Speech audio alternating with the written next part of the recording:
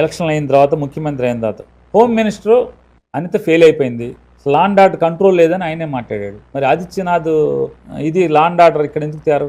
ఎన్నిసార్లు చెప్పాడు ఆయన? అదొకటే కాదు, ఆఖరికి పిఠాపురంలో దళితుల్ని వెలేస్తే మరి ఏ ఆదిత్యనాథ్ గవర్నమెంట్ ఇక్కడికి ఎందుకు రాలేదు? ఆ తరహా మోకాళ్ళ మీద కూర్చోబెట్టి అరిచేతిలో గీతలు చెరిగిపోయేట్టుగా ఎందుకు లా అండ్ ఆర్డర్ ఇంప్లిమెంట్ చేయలేదు? పోలీసింగ్ ఎందుకు చేయలేకపోతున్నారు? ఆయన నోటితో ఆయన చెప్పాడు కలెక్టర్స్ కాన్ఫరెన్స్లో, ఎస్పీలు, డీజీపీ, మొత్తం పోలీసు వ్యవస్థ అంతా ఉండగా ముఖ్యమంత్రి ఉండగా మాట్లాడాడు. ఉత్తరాంధ్ర నుంచి ఏది ఇచ్చాపురం నుంచి తుని దాకా చాలా అసహ్యంగా ఉంది, పొలిటికల్ ఇన్ఫ్లుయెన్స్ ఎక్కువైపోయింది, పొలిటికల్ ఇన్వాల్వ్మెంట్ పెరిగిపోయింది అడ్మినిస్ట్రేషన్లో, ఒక ఎస్పీని ఒక కలెక్టర్ని ఉద్యోగం చేయనివ్వట్లేదు, మొత్తం అరాచకం రాజ్యం వెళ్తుంది, రౌడీజం పెరిగిపోయింది ఆయన చెప్పాడు. మరి యోగి ఆదిత్యనాథ్ గవర్నమెంట్ని ఇక్కడ తీసుకొచ్చి మోకాళ్ళ మీద నుంచోబెట్టి మొత్తం ఎవడైతే వీళ్ళందరూ ఆయన చెప్పాడు కదా, ఆయన తెలుసుగా లిస్ట్ ఉందిగా ఆయన దగ్గర, ఎందుకు చేయట్లేదు?